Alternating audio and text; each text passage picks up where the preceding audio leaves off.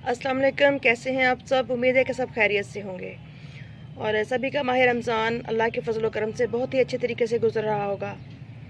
अल्लाह ताला सबको अपने हिफ्ज़ व अमान में रखे और सबको ज़्यादा से ज़्यादा इस महीने के फ्यूज़ व बरक़ात समेटने की तौफ़ीक अता फ़रमाए। तो आज हम बात करेंगे सक्कुलेंट प्लांट्स पे। सक्कुलेंट प्लांट्स सभी को अच्छे लगते हैं, लेकिन बहुत सी वैरायटीज़ ऐसी हैं कि जिनको हम ख़रीद तो लेते हैं, लेकिन इनको अपने पास परमानेंट प्लांट्स की तरह हमेशा के लिए ग्रो होते देखना थोड़ा मुश्किल हो जाता है। क्योंकि जब हम अपने प्लांट्स अपने शौक़ को मद्देनज़र रखते हुए कलेक्ट करना शुरू करते हैं तो हमें ये ध्यान नहीं रहता कि हमारे यहाँ का जो टेम्परेचर है वो किस तरह का है। क्योंकि सक्कुलेंट प्लांट्स बहुत ही नाजुक मिजाज से प्लांट होते हैं, लेकिन कुछ सक्कुलेंट प्लांट्स बहुत ही हार्डी किस्म के भी होते हैं। तो सक्कुलेंट प्लांट्स को ग्रो करने के लिए या इनकी कलेक्शन करने के लिए सबसे पहली चीज़ आप मद्देनज़र रखें कि आपका जो एरिया का टेम्परेचर है वो कहाँ तक जाता है। उसके बाद प्लांट्स की कलेक्शन करें। तो कुछ प्लांट्स जो बहुत हार्डी हैं, ये देखिए, ये जैसे बेबी सन रोज़ प्लांट्स हैं, ये काफ़ी हार्डी हैं और हमारे यहाँ टेम्परेचर गर्मी के मौसम में 48 तक चला जाता है, जो कि बहुत शदीद गर्मी होती है। लेकिन फिर भी बेबी सन रोज़ प्लांट्स बहुत ही अच्छे तरीके से मेरे पास ग्रोथ करते हैं और माशाल्लाह बहुत ही हेल्दी और बुशी हो जाते हैं। इसके बाद जो हार्डी सक्कुलेंट्स में आता है वो है एलोवेरा। एलोवेरा भी बहुत ही अच्छी ग्रोथ करता है सारा साल। बस शदीद गर्मी में आके अगर आपने उसको धूप में रखा हुआ होता है तो इसके फिर जो लीव्स होते हैं वो थोड़ा रेडिश टाइप हो जाते हैं या ब्लैक ब्लैक होना शुरू हो जाते हैं। और नेस्ट प्लांट, ये भी सेंसिवेरिया की एक वैरायटी है और ये भी बहुत ही अच्छी ग्रोथ करता है हमारे यहाँ जितनी भी गर्मी हो, लेकिन मैं इसको शेड में रखती हूँ और थोड़ी केयर करती हूँ इसकी। इसके बाद आइस प्लांट, ये भी टोटली सक्कुलेंट प्लांट है और इसके लीव्स में भी बहुत ज़्यादा पानी भरा हुआ होता है। ये देखिए कितना ज़्यादा पानी है इसके अंदर।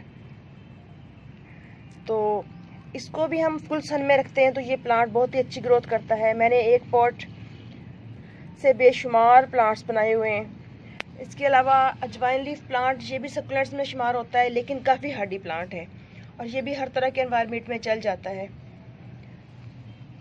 जेड प्लांट, जेड प्लांट भी हम थोड़ी सी केयर करें या ना करें, ये प्लांट सारा साल बहुत ही अच्छे तरीके से हमारे यहाँ चलता रहता है। और मदर ऑफ थाउजेंड की ये वाली वैरायटी, ये भी बहुत अच्छी तरह से सर्वाइव करती है। बनी ईयर, ये भी आसानी से चलता रहता है, लेकिन थोड़ा सा ख्याल करना पड़ता है ओवर वाटरिंग ना हो जाए।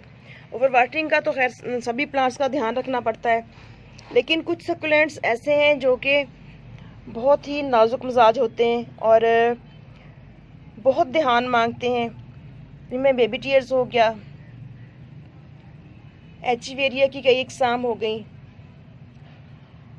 और जेली बीन्स हो गए। यहाँ पे कई वैरायटीज़ लगी हुई हैं। तो ये सब वैरायटीज़ ऐसी हैं जो काफ़ी हद तक तो सरवाइव कर जाती हैं, लेकिन जब शदीद गर्मी पड़ती है और अगर हम इन प्लांट्स को झुंड की शक्ल में रख देते हैं तो ये प्लांट्स, जिस तरह हम बाकी प्लांट्स पे शावरिंग करते हैं, इस चीज़ को बिल्कुल भी पसंद नहीं करते। क्योंकि अगर इनके लीव्स के ऊपर पानी डलता रहता है, एक तो इनके लीव्स बदनुमा से नज़र आने शुरू हो जाते हैं और दूसरा इनके सेंटर में पानी खड़ा रहता है, वहीं से फिर इसकी पत्तियां गलनी शुरू हो जाती हैं और एक एक पत्ती करके ये प्लांट गिरा देता है और फिर एंड में सारा सूख जाता है। लेकिन इसकी बहुत अच्छी केयर हम किस तरह से करें? सर्दी के मौसम में इन प्लांट्स को आप फुल सन में रखें, जहाँ पे कम से कम 5-6 घंटे की बेशक इन पे धूप आ जाए, लेकिन रात को जो औस पड़ती है उनसे बचाना है इनको। तो सर्दी के मौसम में मेरी ये डिश भी मैंने टेबल पे रखी होती है धूप में, ताकि जब मैं बाकी प्लांट्स को पानी देती हूँ तो इनके ऊपर छींटे ना जाएं या बहुत ज़्यादा पानी इनको ना डाल जाए। यही वजह है कि मेरे प्लांट्स माशाल्लाह बहुत ही अच्छी ग्रोथ कर रहे हैं और बहुत ही खूबसूरती के साथ अपनी प्रोपगेशन भी कर रहे हैं साथ साथ। इधर से एक छोटी सी कटिंग गिरी तो मैंने उठा के इस साइड पे रख दी। तो ये देखिए माशाल्लाह इधर इसने अपनी ग्रोथ स्टार्ट कर ली है। और हवार्थिया भी काफ़ी हार्डी सकुलेंट्स में आता है, ये भी आसानी से ग्रो कर जाता है हमारे पास। तो अब जिस तरह से गर्मियाँ स्टार्ट हो चुकी हैं और टेम्परेचर 41 तक जाना शुरू हो चुका है, शदीद लू चल रही होती है, हत्ता कि रोज़े के साथ जब तेज़ हवा जिस्म को टच करती है तो यूँ लगता है जैसे स्किन जल रही होती है। तो इस तरह की जो कंडीशन होती है ये इन प्लांट्स के लिए काफ़ी डेंजरस होती है। तो अपने प्लांट्स को ऐसी जगह पे रखें जहाँ इनको डायरेक्ट लू ना लगे, या आप इनके लिए पॉली हाउस का इंतज़ाम कर लें, छोटा सा हैंडमेड पॉली हाउस बना लें आप, तो भी ये प्लांट आसानी से ग्रो कर जाएंगे आपके पास। और रही बात इन प्लांट्स की सफाई की, तो अगर हम इनके ऊपर पानी डालते रहते हैं तो इनके ऊपर इस तरह से ये देखिए कैल्शियम सी के जो दाग धब्बे हैं ना वो पड़ जाते हैं। तो अवॉइड कीजिए कि इनके ऊपर पानी ना पड़े डायरेक्ट। जब भी आपने पानी देना है किसी भी चीज़ के साथ, ट्रे के अंदर या जिस पॉट में आपने प्लांट्स लगाए हुए हैं उन पॉट्स के अंदर साइड से पानी देना है ताकि प्लांट्स के ऊपर पानी ना पड़े। क्योंकि अगर मिट्टी भी गीली होगी और प्लांट्स के ऊपर भी पानी रुका हुआ होगा तो गर्मी के मौसम में भी आप अपने प्लांट्स को बचा नहीं पाएंगे। तो इसलिए इस चीज़ का ख़ास तौर पे ध्यान रखिए। और इसके बाद बात आती है सफाई की, कि प्लांट्स की सफाई हम किस तरह से करें अगर पानी ऊपर शावर ना करें तो इसके लिए आप ऐसे करें कि कोई नरम सा कपड़ा ले लें, कोई टिश्यू ले लें, तो उसके साथ अपने प्लांट्स के लीव्स को इस तरह से आहिस्ता आहिस्ता से रब करके साफ़ कर दें। या फिर आप यूँ करें कि इस तरह से ब्रश रख लें, एक सॉफ्ट सा ब्रश हो, तो इस तरह इसके जो लीव्स होते हैं उनको साफ़ कर दें एक एक दो करके, अगर ज़्यादा डस्ट पड़ी हुई है तो। ये बहुत अच्छा तरीका होता है इन प्लांट्स की सफाई का। और पानी और एटमॉस्फेयर के अलावा जो चीज़ सकुलेंट्स प्लांट्स को ग्रो करने के लिए बहुत ज़्यादा मैटर करती है वो इनका सॉइल मीडिया होता है।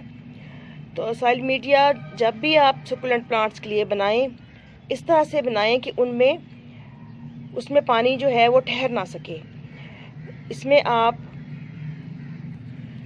थोड़ी सी गार्डन की मिट्टी, सैंड, भल वाली मिट्टी और कंपोस्ट का इस्तेमाल करें। और अगर पर लाइट मौजूद हो तो वो यूज़ कर लें, अदरवाइज़ आप थर्माकोल के जो पीसेस होते हैं उनको बिल्कुल बारीक करके वो भी आप इसकी सॉइल के अंदर ऐड कर सकते हैं। उसकी वजह से इसकी जो सॉइल है वो सॉफ्ट होगी बिल्कुल, और पानी भी जमा नहीं होगा उस मिट्टी के अंदर। जमा होना तो दूर की बात, अगर सैंडी सॉइल होगी तो पानी उसमें रुकेगा ही नहीं। जैसे ही आप पानी देंगे पॉट के अंदर तो फ़ौरन पानी मिट्टी गीली के होने के बाद एक्स्ट्रा पानी ड्रेन हो जाएगा। और जब भी आप अपने प्लांट को ग्रो करें कोशिश करें कि शैलो पॉट्स में लगाएं जो ज़्यादा नाजुक प्लांट हों, और पॉट में ड्रेनेज होल का ख़ास तौर पे ख्याल रखिए। ड्रेनेज होल ना होने की वजह से भी बाज़-औक़ात बहुत सी प्रॉब्लम्स क्रिएट हो जाती हैं और हमारे सकुलेंट प्लांट्स जो हमने इतने प्यार से, इतनी मेहनत से और इतने एक्सपेंसिव मंगवाए हुए होते हैं वो ज़ाया हो जाते हैं। सकुलेंट प्लांट्स के लिए पॉट सिलेक्शन हमें किस तरह से करनी होती है, तो सकुलेंट प्लांट्स को बहुत ज़्यादा डीप प्लांटर्स नहीं चाहिए होते, क्योंकि इनकी रूट्स 2-3 इंच से ज़्यादा नीचे नहीं जाती। चंद ही होते हैं जिनकी रूट्स बड़ी होती हैं, नहीं तो बिल्कुल छोटी सी शैलो रूट्स होती हैं इनकी। तो इनके लिए आप छोटे छोटे से शैलो पॉट्स लें या ट्रे ले लें इस तरह से, तो इस तरह की कंडीशन में ये प्लांट बहुत ही अच्छे ग्रो करेंगे। अब हम बात करते हैं कि इन प्लांट्स की प्रोपोगेशन किस तरह से की जाए। तो ये बहुत ही प्यारे प्लांट होते हैं। बेबी टीयर्स को तो अगर आप इसकी एक छोटी सी ब्रांच कट करके मिट्टी के ऊपर ऐसे रख दें तो ये अपनी रूटिंग वहीं से स्टार्ट कर लेगा। और एचिवेरिया, जेली बीन्स और कैलनगुई वगैरह जो हैं ये अपने लीव से प्रोपोगेशन स्टार्ट कर लेती हैं। अगर हम इनका एक पत्ता तोड़ के तो मिट्टी के ऊपर रख दें तो वहीं से ये अपनी ग्रोथ स्टार्ट कर लेते हैं। ये देखिए मैं आपको दिखाती हूँ कि ये देखें, ये मैंने दिसंबर के महीने में कुछ कटिंग्स रखी थी इनकी लीफ कटिंग, तो ये देखें जो लीव्स हैं वो सूख चुके हैं और बेबी प्लांट्स बन चुके हैं। क्योंकि हमारे यहाँ बहुत ज़्यादा सर्दी भी नहीं पड़ती लेकिन गर्मी काफ़ी शदीद होती है। इस दफ़ा तो ख़ास तौर पे कुछ ही दिन सर्दी पड़ी है। तो ये देखें माशाल्लाह इन्होंने अपनी ग्रोथ स्टार्ट कर ली है। जितने भी मैंने लीव्स रखे थे उनमें से चंद एक ऐसे हैं जो प्रोपोगेट नहीं हुए, नहीं तो वरना सारे के सारे जो लीव्स हैं वो प्रोपोगेट हो चुके हैं और अभी भी प्लांट्स बन चुके हैं। बस पत्ता तोड़ के आप मट्टी के ऊपर रखें और शावर के साथ हल्की हल्की सी शावरिंग कर दें और कोशिश करें कि मट्टी ज़्यादा नम रहे, ऐसा ना हो। बस जब आप देखें कि बिल्कुल लेयर सूख चुकी है तो शावर कर दें इसके ऊपर, ताकि हल्की हल्की सी नमी इस एरिया को मिलती रहे जहाँ से ये अपनी ग्रोथ स्टार्ट करते हैं। तो इस तरह तमाम सकुलेंट्स जो हैं ये आपके पास साल साल तक चल सकते हैं। मेरे कई सकुलेंट्स ऐसे हैं जो लास्ट ईयर के मेरे पास चल रहे हैं, लेकिन जो अयोनियम होता है ये कटिंग के ज़रिए ज़्यादातर ग्रो किया जाता है। जैसे ये देखें, ये वाला प्लांट जो है ये लेगिसा हो गया है, ये अपनी लीव के ज़रिए ग्रोथ स्टार्ट नहीं करता। इसको हमने यहाँ से कट करके तो एज अ कटिंग ग्रो करना है, तो फिर ये प्लांट आसानी से ग्रो हो जाएगा। और एचिवेरिया की ग्रोथ इस तरह से भी बहुत ही अच्छी होती है, साइड पप्स निकलते हैं इसके, जिसकी वजह से प्लांट आहिस्ता आहिस्ता बुशी हो जाता है। अगर आपने शैलो पॉट में लगा कर रखा हुआ है तो भरा हुआ पॉट बहुत ही खूबसूरत लगता है। तो इस तरह से थोड़ी सी केयर एंड टिप्स का ध्यान करते हुए हम अपने पास सकुलेंट्स की कई वैरायटीज़ को आसानी से ग्रो कर सकते हैं। तो ओके जी, अल्लाह हाफिज़, हैप्पी गार्डनिंग।